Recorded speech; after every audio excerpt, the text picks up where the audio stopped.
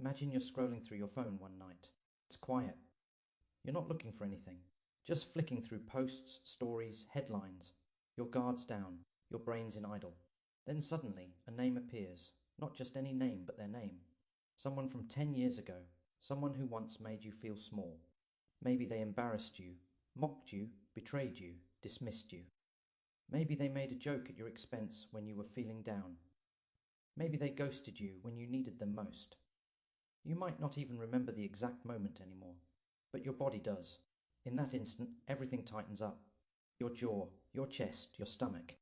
You didn't even know they still existed in your mental archive, but here they are, lit up like a flare in the dark. You don't remember the old wound. You feel it. Then something strange happens. You learn they're going through a hard time.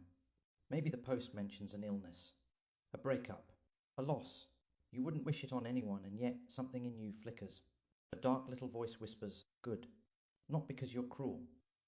Not because you want them to suffer.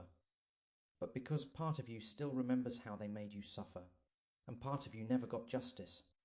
Now imagine the opposite. What if they're thriving? New job, public praise, smiling selfies and success stories. Suddenly, your chest burns with something else, not anger, but more like injustice. And then questions begin to fire off such as, why do they get to be okay? Why do people who cause damage so often get rewarded while you're still patching yourself up? You might feel ashamed for thinking that way, but you're not alone. This is what I call the old wound reaction. It's when someone from your past reappears and your nervous system uses it as a gauge. Am I still hurting? Do I still need resolution? Did I ever really move on? For people like us, this reaction can be especially intense. We don't store memories chronologically, we store them emotionally. So when someone hits a buried nerve, we don't just recall the event. We relive it. You're not bitter. You're just built with a brain that keeps score in feeling, not time. Why does it happen? Emotional memory or factual memory ADHD brains don't always store events like a timeline. Instead, they store emotions like hotspots. That moment 10 years ago. If it burdened with enough shame, anger, or rejection, it can become a buried explosive. When something triggers it, it fires like it's happening now. Rejection sensitivity and justice sensitivity.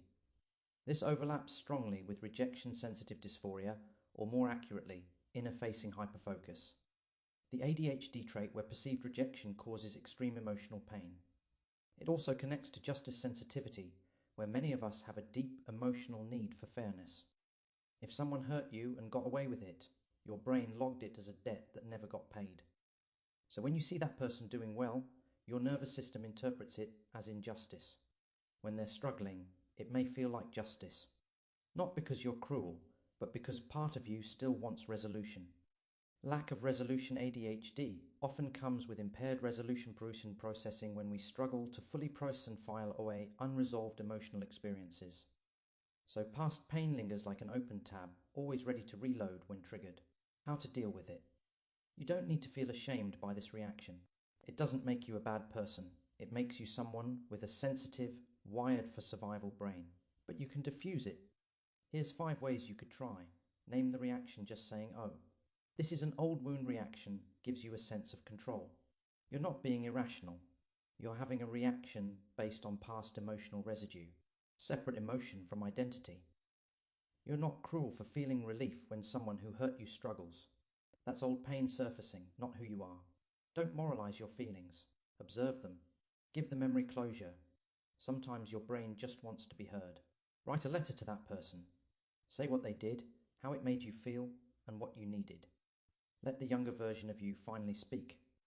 Practice internal justice. True resolution isn't watching someone fail. It's knowing their power over you is gone. Try framing it as your healing being the true revenge and flourishing. Despite it all, is you winning? Yep, you win. Curate your digital space. If someone's presence online keeps hurting you, it's okay to block, mute, or unfollow. This isn't immaturity, it's setting boundaries, and people like us need to set boundaries more than those who are neurotypical. Conclusion. You don't need to forgive what happened or pretend it didn't affect you. But you do deserve peace. And that starts when you realize you were never overreacting. You were just never given the space to heal.